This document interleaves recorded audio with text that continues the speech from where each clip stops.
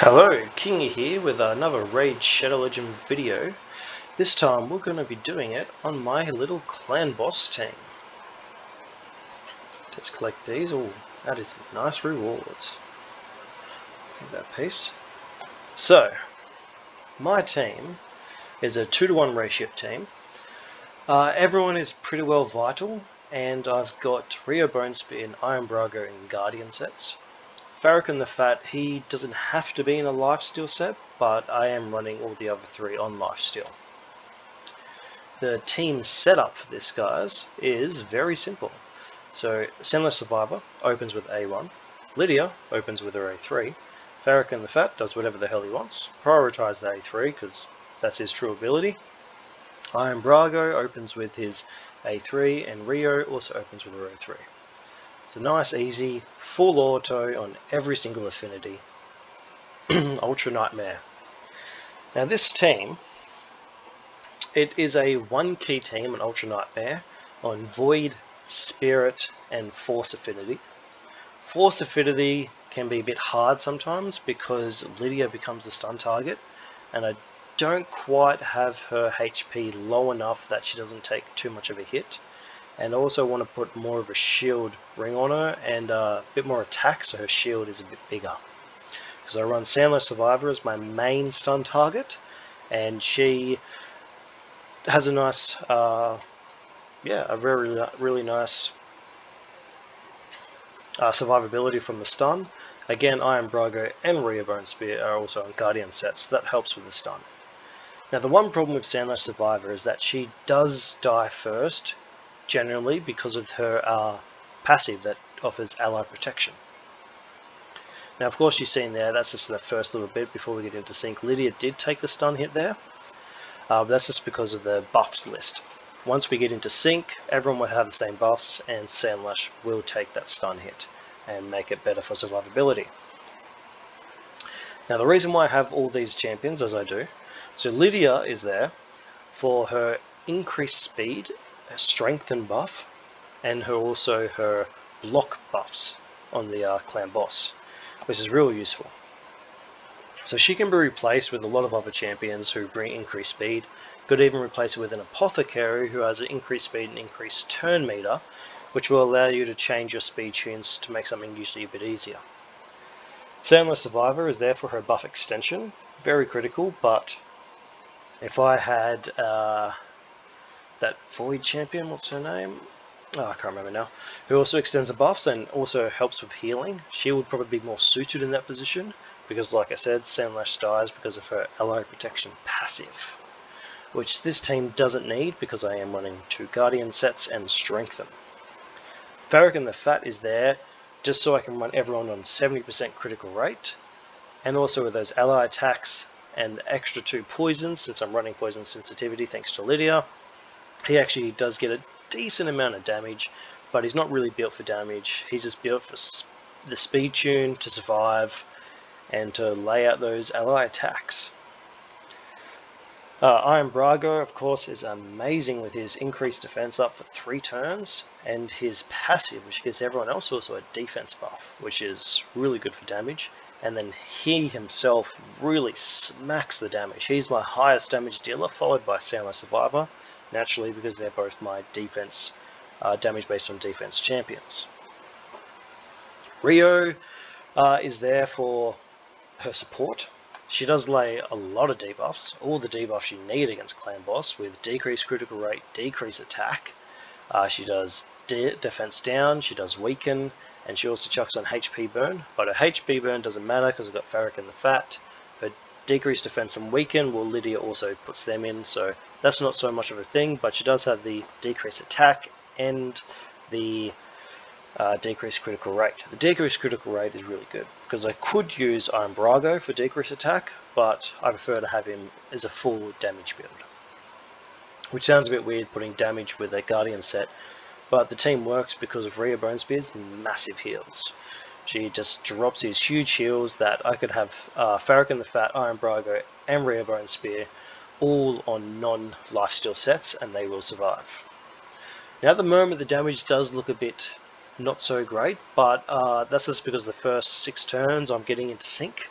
Once I get to about turn 25, I'll have near the 30 mil damage, and when I get to around turn 50 where I die, somewhere between 44 and 56, depending on affinity, depending on RNG, but I do always get a 1 key. Usually on Void I will get above 80 mil with this team.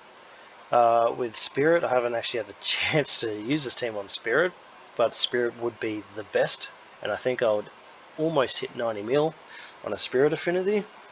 On Force affinity I only just scrape in with a 1 key, and on Magic affinity I don't quite get it because I get too many weak hits. I survive long enough, but my damage just isn't there to 1 key Ultra Nightmare. Lydia also brings up poison sensitivity for Farrakhan and the Fats, 2 poisons like I was saying before, so that's just a nice little bit of damage.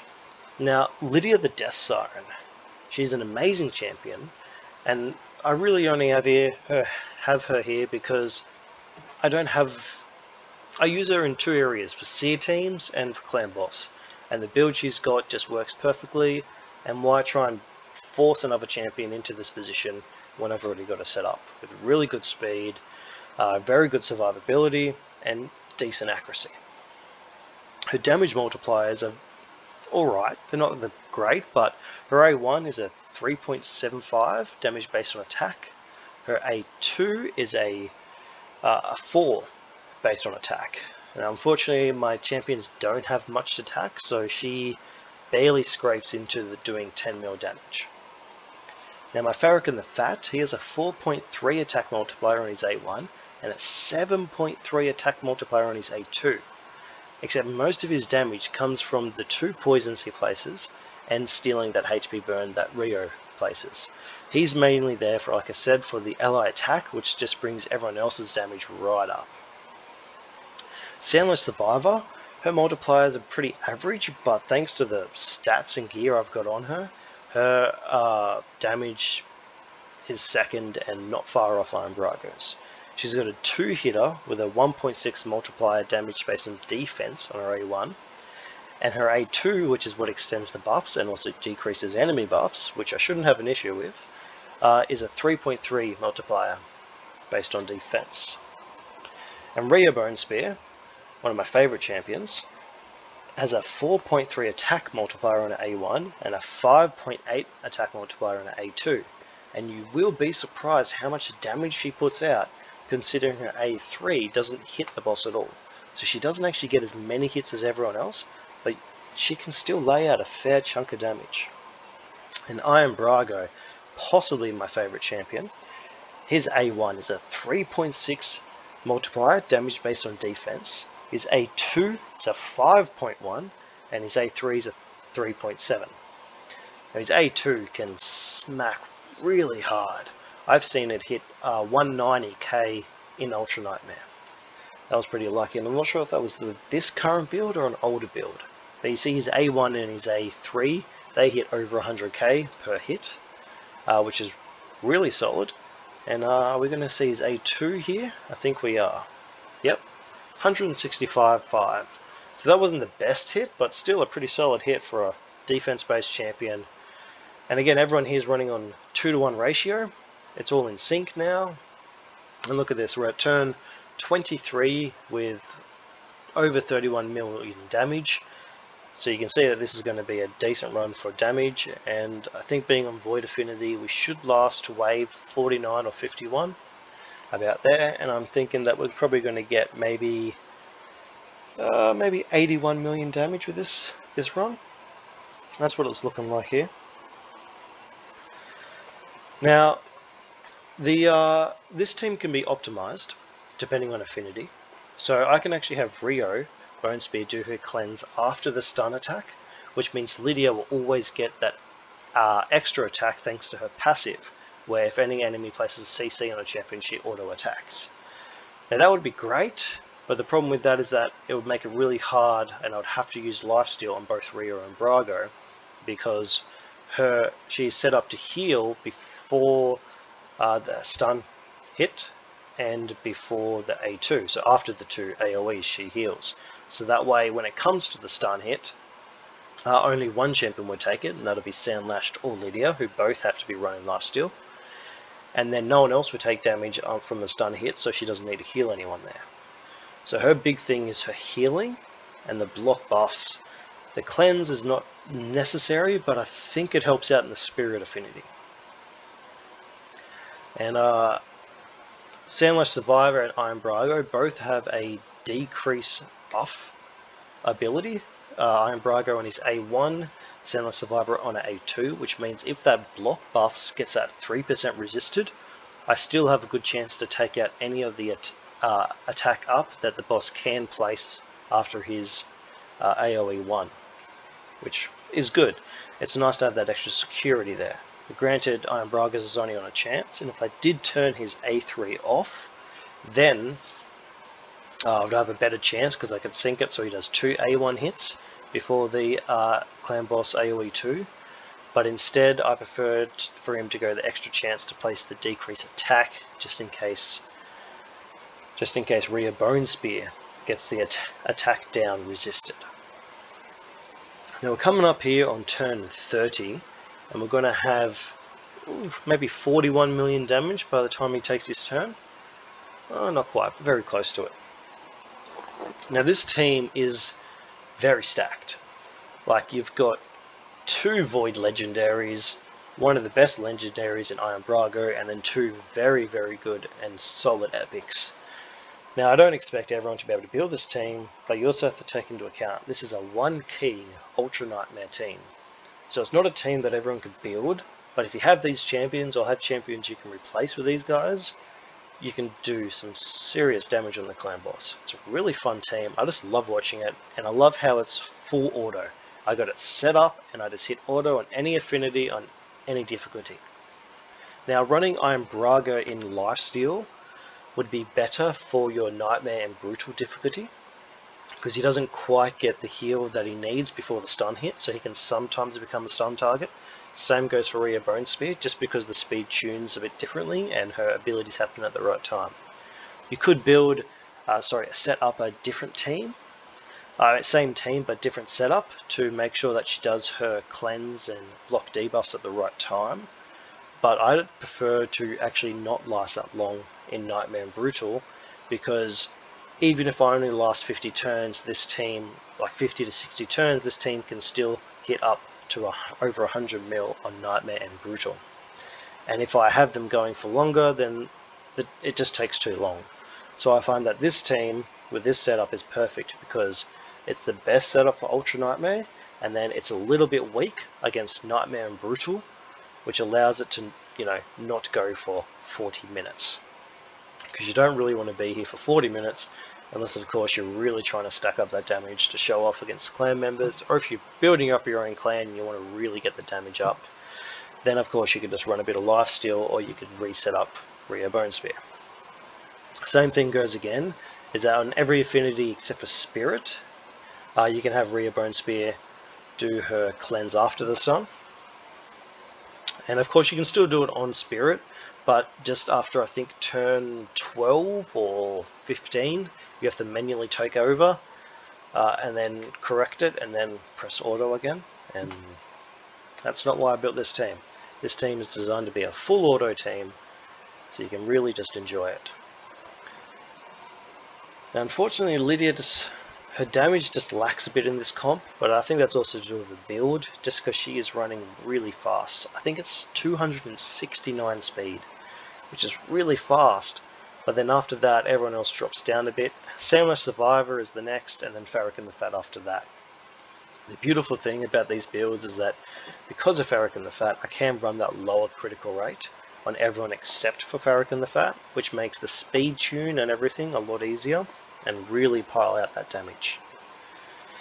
Now, I've ran Iron Brago on different sets. I've run him on a Lethal set, Savage set, Retaliation set. I can get some really good damage, probably the most damage out of Retaliation, but my Retaliation gear just isn't quite the best. That I did lack damage in certain areas, and it just wasn't quite good, because in other areas of the game I wasn't able to use him very well. Again, in Lifesteal, but then problem with Lifesteal is that I just survived too long in Brutal and Nightmare, so that's why I put him in a Guardian set as well. because I had some very decent pieces for Guardian set, and I got really good rolls on some of the Guardian pieces for damage, so that's why I run him on Guardian set. Just adds that extra protection for when that stun hit comes, and also for when Sandlight Survivor takes a lot of damage from the AoE that the clan boss does when her passive activates. So usually her passive would drop off thanks to the 2 turns, but sometimes she would do an extension and it'll obviously get extended, like just here. So now everyone's going to have ally protection for this next turn, but it won't be an issue, not till later in the fight, because she's running a really high critical damage, and she also gets the critical damage buff from Farrakhan the Fat. So she does take a pretty big hit from the ally protection. Excuse me.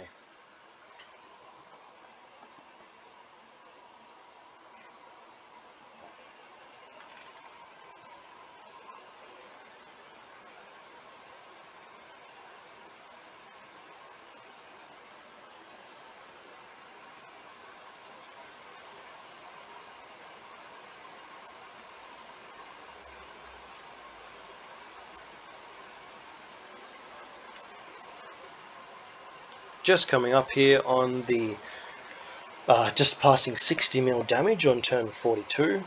Naturally, when we get to turn 50, I'll be above 70 mil damage, which is the beautiful one key, the one key that everybody wants. So I don't think this round is actually going to have as much damage as I was thinking it might, but I also think that this team will survive just a little bit longer as long as Samurai Survivor passive doesn't mess her up.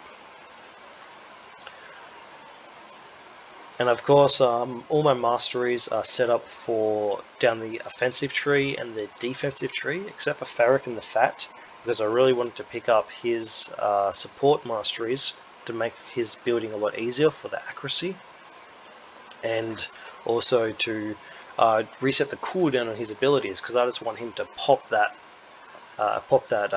ally attack as often as he could. I could run in him reflex gear, which would just be insane. Only problem with that is I don't have any good reflex gear, because Ice Golem can get a bit tedious. You can see there that big stun hit. Soundless Survivor probably would have died there in any normal circumstance, but thanks to the 2 Guardian sets, she still had like 20% HP. So that really came in handy there. Turn 45 and we're up 66.5 million. You can see that there, the only champion there that dropped below half HP was Soundless Survivor. Now Farrakhan the Fat, he's also got that passive, which deflects some damage that he takes onto everybody else, which is really good for making him survivability, which means I could probably drop his HP and defensive stats and try and stack up that attack to try and get more damage, but it's not my goal because I don't have an attack up buff here. Now in terms of Rio Bone Spear, you could replace her with someone like a Doom Priest. So he has attack up, and that means he's always cleansing, which means Lydia is always going to get her counter attack thanks to after the stun hit. And then you just have to run Doom Priest and Iron Braga in lifesteal. And you can get some decent damage out of Doom Priest, which is a bit of a surprise. And then that can be a very good comp, but the only problem I find with that sort of team is I do like my Guardian set, and it does make me a lot more accessible for the other affinities. Where if I have Doom Priest and say I go against Spirit Affinity, which is my strongest affinity, he will be the stun target, which will make everything a little bit harder. And then again, Soundless Survivor might protect him, but of course, Soundless Survivor's on her passive is on a 4-turn cooldown. And look at that, we just hit past 71 million damage on turn 49. Alright, let's see how much damage we can rack up. So we already got the 1 key there with what they call an old school comp. But it doesn't feel that old school to me, because a 2-to-1 ratio team with this sort of damage, my main 2 damage dealers being my defense based, it's just a beautiful team. I love watching it. It's a team that I want to see more of, and I want to try and mess around with it and make some new teams with similar compositions, because you see all these unkillable teams and a lot of them are like 3 key Ultra Nightmares, and I feel as if that with a very basic and epic heavy team, you could still get a 2 key with a defense based team. So I might do another video on some other clan boss teams that are 2 keys with some, well, obviously some lesser champions. Maybe champions like, probably still use Samurai Survivor, she's a very solid champion. But maybe use other champions like an Apothecary and, what's her name, the Sepulchre Sentinel, those type of champions. Sepulchre Sentinel is really good because she has the block debuffs for 2 turns, but of course it is also on a 4-turn cooldown, so a Doom Priest can come in good there. And an Iron Brago, he's an amazing champion. I never want to replace him. I just always want to use him in a clan boss team because of that defense up 3 turns on a 3-turn cooldown. It just makes him so easy to use. You put him in, you know you're going to get like 400 to 500 extra defense thanks to his passive, and you know he's going to deal a bunch of damage. You can also bring that attack down for 2 turns, which is all you need in Clan Boss, because Clan Boss's A3 is based on enemy max HP. As here, attacks one enemy, places a stun debuff for 1 turn, this debuff cannot be resisted, damage is inflicted is proportional to enemy max HP, which means you don't need decrease attack there, but you do need it for both the AoEs, regardless of affinity. So you only need decrease attack for 2 turns, which Iron Brago can bring with the defense up, attack down, a bunch of damage, and a great passive. Now here we are, passing 81 mil, getting near the 82 mil total damage on turn 55. This team is going really good. This is actually going to be a better damage than I thought. I didn't think it would last this long. There we go. Samurai Survivor is gone thanks to her ally protection passive. Like I was saying before, that's what kills her. So if she was replaced with that Void Epic that I can't quite remember her name of, then this team would survive longer. Thanks to no ally protection passive and just 2 Guardian sets. Unfortunately, I don't have that champion. I suppose that's why I can't remember her name. But thanks to that strength and buff and 2 Guardian sets, like even Lydia survived that stun hit there. I think I recently dropped her HP a bit, which is why that now works. And there we go. 84.5 million damage, 21 minutes. Beautiful team. Rio coming in with 12.6 million damage, more than Lydia, even though Rio doesn't attack every turn. Iron Brago smashing with almost 25 million damage. Samurai Survivor with 18.7. I have seen her hit much higher, but that's still very solid. And Farrakhan the Fat coming with 17.1. The heals from Rio Bone Spear, 5 million. Remember, she's not on lifesteal. Samurai Survivor and Lydia are both on lifesteal, and of course Farrakhan the Fat. Samurai Survivor takes those stun hits, so she's always healing. Rio Bone Spear healing 5 million without any lifesteal. That's very impressive. Let's quickly go over their builds and we'll show you what it is. So Rio Bone Spear. Now everyone in this team, they only need maybe 2,800 defense, because we've got the 25% defense up passive from Sandlash, and we've also got the Aura from Sandlash, and we've got the Iron Brago passive, which gives everyone, I think, about 400 defense, because his defense is running at 4,000-ish. And then of course everyone's got the defense up buff all the time, which brings us above 4,300 easily. So Rio Bone Spear here, she's running at 224 speed. I think I can run her from 222 to 226 or 7 or 8. So very easy. She's on a bit of a hybrid build, so I can use her in Doom Tower, and I also do use her in Arena, but she's a bit slow to be very useful. Again, I still use her against Hegemon and Torment teams, and that Guardian set is real helpful against those Hegemon teams. Highly recommended a Guardian set for Rio. Lydia the Death Siren, again, she is used for Seer teams and this Clan Boss comp, so her build is a bit lackluster. She's only coming in at 216 accuracy, but that's all I need for my Seer runs. Critical damage is really high, but her attack is very low, so I really need to drop her critical damage, bring her attack up, or just bring her attack up. Her HP I actually want to bring down. I want to bring her HP down to like maybe 42, 43k and bring her attack up to as close to 3k as I can. Her defense is far too high, doesn't need to be that high, but with the speed I got, that just happened to be what it came out at. 269 speed, I don't think there's any leeway with that. It's a very hard build if you want to get any damage out of her. And then we've got Iron Brago. Here we go. He's also in the Guardian set. He's got an amazing piece here in his helmet. If it loads, here we go. A quad roll on critical damage. That's why I decided to run him in Guardian set. I made this piece and I was like, alright, this is going on Brago. His build is very good. So he's on 218 speed. There's a little bit of leeway there. He's got 50k HP because of the Guardian set. I wanted to stack that up a bit. 4,000 defense, which brings 400 extra defense to everyone else. 265 critical damage and 80% critical rate. Again, the critical rate, as long as it's over 70%, thanks to Farrakhan the Fat's buffs, we're all good. And he's got 150 accuracy, which is far too low, but again, I've got Rhea Bone Spear, I don't need his, and I've got Lydia the Death Siren to do the block buff, so I don't need him to have any accuracy. If I was running like a Doom Priest or something like that, then I would. And then my other final two champions, we've got Sandler Survivor here.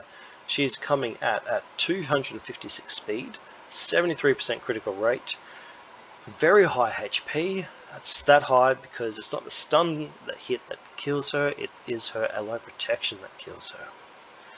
3,400 defense, I could probably bring that up a bit more to get more damage out of her.